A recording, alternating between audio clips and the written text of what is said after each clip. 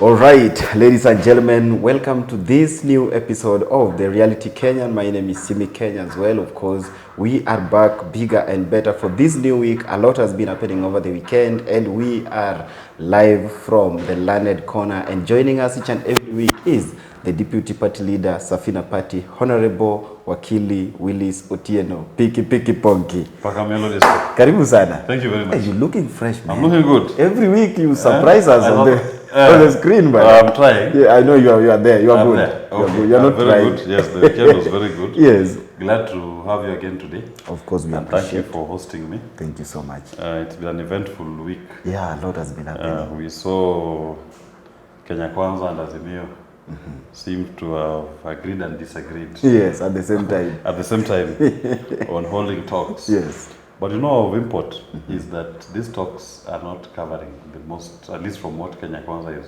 proposing, Yeah. the most important thing that Kenyans care about. Yes.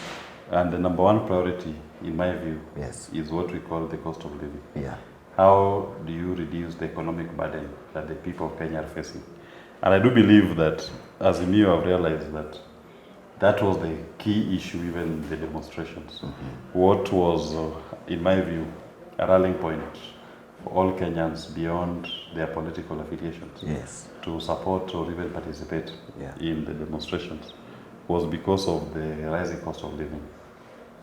And I saw Azimio issued a statement disowning what Kenya Kwanza said. Yeah. They are saying that the first priority for them is the cost of living. Yes. And towards part of that discussion is that the Finance Act needs to be repealed and recalled. And that is the position that we also hold as Safina Party. Yes. That Finance Act needs to be repealed. It will not address what William Ruto and his administration are seeking to do. Yeah. They are trying to raise 1 trillion more this year Yeah. than was raised by government last year. You are not going to raise 1 trillion more from the same economy when you've taken administrative measures Yeah. that, in my view, have the effect of stifling growth and business development. Yeah. I told you last time that some of the sectors which are large taxpayers, one example is the edible oil subsector, Yeah. that pays approximately 50 billion shillings per year in taxes. And that sector, they import crude palm oil, they process it to make edible oil. The byproduct of that process is what we call soap. This soap that you use to bar soap, that you use to wash your clothes. The sabuni. Sabuni. Yes. That even some people use to bathe. And when you now, as a government, decide that you're going to import refined cooking oil, Yes. what you've done is that you've killed opportunities for people who are working in the processing plant of the edible oil, and you've also killed opportunities for those who work in the subsector on production of soap. Yes. So these people are going to lose jobs. Yeah. The money that you're going to raise in tax will go down Yeah.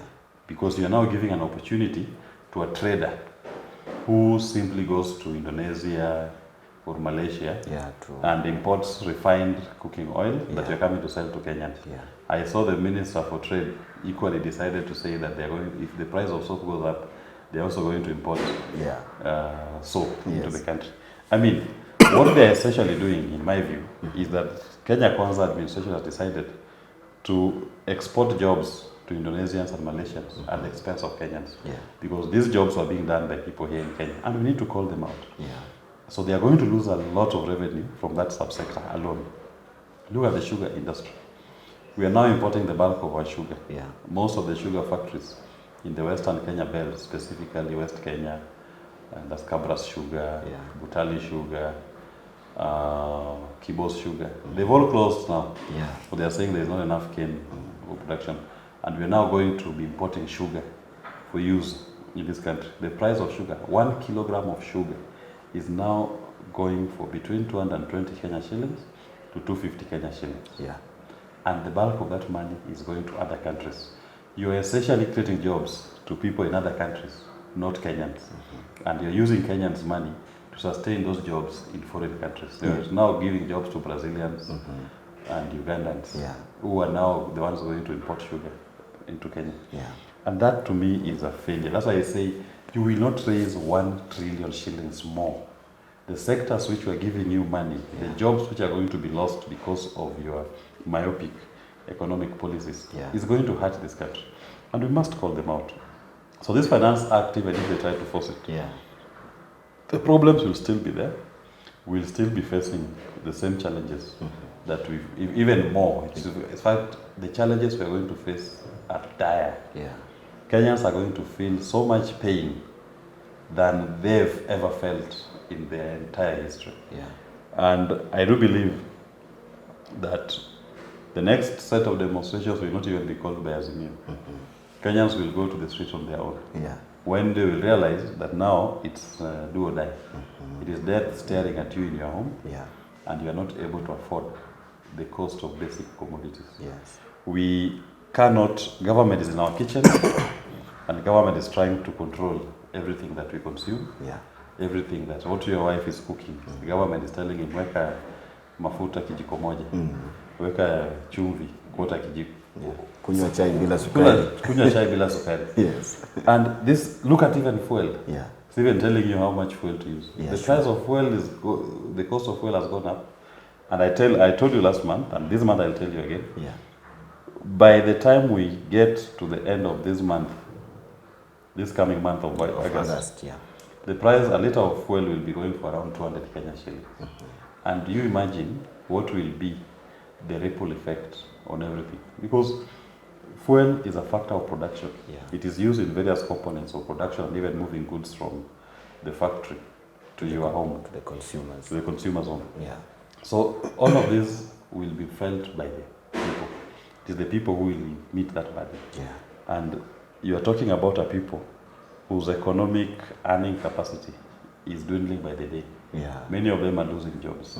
You saw Kenya the other day just going to give their eyes for world coin. You don't even know what that is, but because of desperation. This is something that if was attempted in Kenya 10 years ago, no one would have walked there. Kenyans were a proud lot. But now, because you just want to feed yourself, you end up exposing yourself to things that you don't even understand. And even your government has not given you a clear picture of what they are and their impact. Another thing that I want to talk about today is I saw Julius Malema attacking Baba to stop calling demonstrations. I think Malema should be told to shut up. Let him focus on his demonstration in South Africa. He doesn't live in our pain. He doesn't know what Kenyans are going through. He doesn't even know why Kenyans are on the streets. You went to the streets in South Africa over load shedding. How far have they gone with their demonstrations over load shedding? Has the price of power gone down in South Africa? Have they stabilized their power production and supply to the people of South Africa? I don't think they have. So he should be leading the poor people of South Africa on a quest for good governance and on a quest for economic empowerment. Not poking his nose on things that he does not understand. In Kenya, we know the unique situation we find ourselves in. We know the pain that we are going through. We know the pain of the Finance Act. He does not know the pain of the Finance Act that the people of Kenya are going through. So let us deal with our issues. If he believes in the brotherhood of Africans, which we do, then he should take his time to understand the challenges we are going through. And, in essence, empathize that Kenyans are being killed by policemen. Innocent Kenyans are being dragged out of their homes by policemen, clobbered to death. Children are being shot by policemen to death. And yet you have someone talking loudly that we should not be demonstrating. If he's become a neo-colonialist and a sympathizer of oppressive regimes, then he should stop giving Ramaphosa a hard time. He should go and dance with Ramaphosa and say that South Africa, they're doing great. But we are used to them. You know, they don't believe the Africans. They always say when they're in South Africa, some of them will tell you that, welcome to, how is Africa? They ask you, how is Africa? As if South Africa is not Africa. So he doesn't know the pain that Africans are going through. I think they only went to the street once. They went once for their load shedding demonstrations. And they stopped. But we will agitate. Kenyans, we don't know how to keep quiet.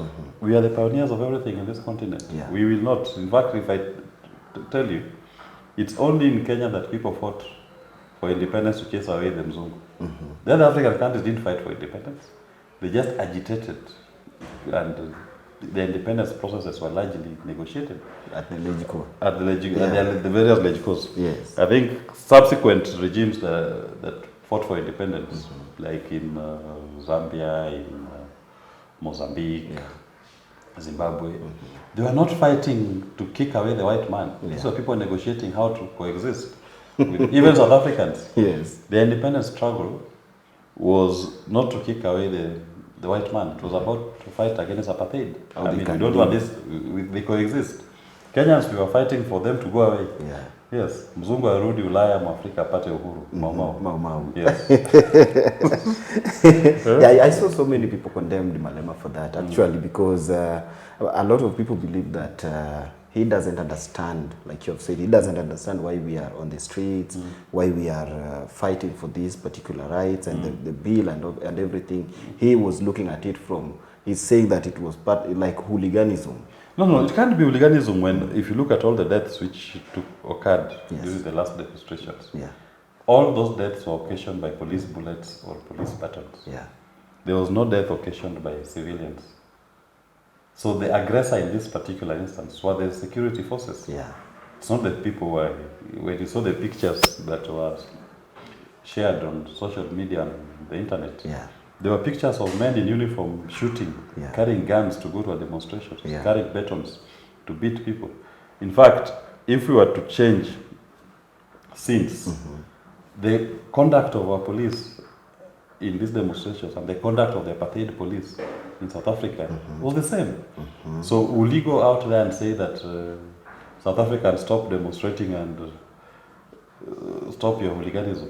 When the South Africans themselves were fighting for free South Africa, they were not fighting because they liked it. It is the state that was oppressing them and they needed to be free. And Malema's party is called the Economic Freedom Party. That should mean something to EFF, Economic Freedom Fighters. Yes. It should mean something. He should be the first person to understand what is an economic fight.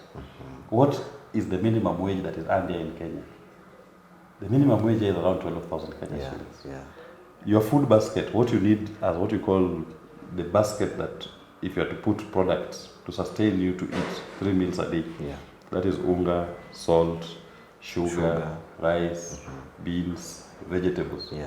The cost of the basic food basket per day that a family of 4 people can live on today is almost 2,000 per day. Yes. That's the cost of the food basket for you to have a decent meal. If someone is earning a minimum wage of 12,000 Kenya shillings, this person has not yet paid for rent, has not paid for electricity, has not paid for what? Has not moved to work. Has not moved to work, transport alone. So, in essence, we are living in squalor. And if he's an economic freedom fighter, as his party's name suggests, he should not be seen to be condemning people who are fighting for an economic liberation. People are demanding for a dignified way of life. People are demanding for respect of their economic rights and for economic participation that responds to their basic needs. That is what the Kenyan demonstrations have been about. Maybe he lost focus between the time when the elections were declared and today. He needs to be brought up to speed that our fight today is not about opening the server, it's not about IEBC. Our fight today is about the economic liberation of the people of Kenya. And we expect brothers from South Africa who are in EFF to join us in this fight, because the fight of Kenyans is the fight of the African. It will also extrapolate and extend even to that very South Africa. The issues is fighting for, the issues is raising in the economic quest are same issues that we are raising here in Kenya. And these are not issues that you can say that Baba has a say in all of them. He can even easily cross over to William Ruto and they shake hands and they agree on sharing government. But the core issues which have made Kenyans to come out when they are called upon to the streets are because of economic pain that the people of Kenya are going through. And that we expect our African brothers, other countries, not to deride, not to mock that fight. We expect them to give us support. More so, those who are not with the oppressors. And I believe EFF is not with the oppressors of South Africans. EFF stands with the disenfranchised, the masses who are facing the yoke and the pain of neo-colonialism, today being driven by an avalanche of of new colonizers who are in black skin, but their conduct is just to continually deprive their people. You notice, for example, the president of the new leader of Burkina Faso, when he went to Russia, he spoke very well about Africa and about the people of Africa being free from neo-colonialism. A young man of 35 years old. The military commander. Yes. And his mind is in the right place. He's talking about how Africans need to liberate themselves from this neo-colonialism, and Africans need to grow. He's speaking, as some people have observed, the language of Thomas Sankara, who was also a former president in Burkina Faso. And that is what we want to see. We want to see a reawakening of Africa. And in that reawakening, we should not be starting to condemn fellow Africans in their struggle. And more so when that struggle is a common struggle. The pain that the Burkinabes are facing is similar to the pain that the South African poor man is facing. The same pain that has led to people stoning ministers former ministers in Niger. You witnessed when they took over government. Then Nigerians are right now on the streets. If you are a politician in the former regimes, they stone you. They'll stone you. They're stripping them. They called the former minister. Yes, the minister was put on TV and told to account in 48 hours for all the money that they have stolen from the people of Niger. Niger is a very rich country in terms of uranium. In fact, somebody was telling me that out of every 3 bulbs in France, 1 bulb is powered by uranium from Niger. In France? In France. So it's rich, in mineral rich. Very rich. But look at the quality of life that the people of Niger are living. So it just means that the system that has been set up is a system that only empowers a select few at the expense of the majority. In Ghana, you saw there was a minister. The house help stole over $1 million US. That is of 100 million Kenyans in the house. In the house. She had $1 million US cash. That is 140 million Kenya shillings cash. Just lying in the house. And 2 house helps stole the money. And public pressure, she was forced to resign. Leave office. So where did she get that money? We know what her salary will be. We know what opportunities she has to make money legitimately. But obviously, even if she was a minister for 10 years, she can't have raised 140 million in 10 years. In 10 years, cash like that. It means she's stealing from the people of Ghana. What we need to do is, when we see this kind of things happening, as Africans who believe in a new society, we need to condemn and call to shame and demand for accountability to our people. So I'll be reluctant at this point to, in any way, side with the oppressors of Africans. And those oppressors, in fact, they are collaborators in the leadership of Africa who are doing everything possible to make sure that the African man continues being poor. And the African man sweat just supports their comfort and luxury. They are not doing anything to better the livelihood of the African. And this is the conversation that we believe is going to occupy the minds of the African going forward. How do we make government to have meaning to us? Because government is about us donating part of our powers to those who are leading. And when you donated the power, doesn't mean that the person to whom the donation is made becomes your master. He's actually your servant. He's supposed to be exercising that power to your benefit, not to your detriment. And this has been going for far too long. It is now, if you calculate, most African countries are now over 60 years old since independence. Most countries got their independence between 1960 and 1960. From 1960 to 1965, that's where the majority got independence. We cannot be talking about disease, poverty, and illiteracy in Africa today. If you walk across the entire continent today, go to even the major cities, in my view, Africa looks like one big slum, where you have informal settlements are the majority. They have no access to clean water. They have no access to sewage systems. They have no access to planned neighborhoods and cities. Yeah.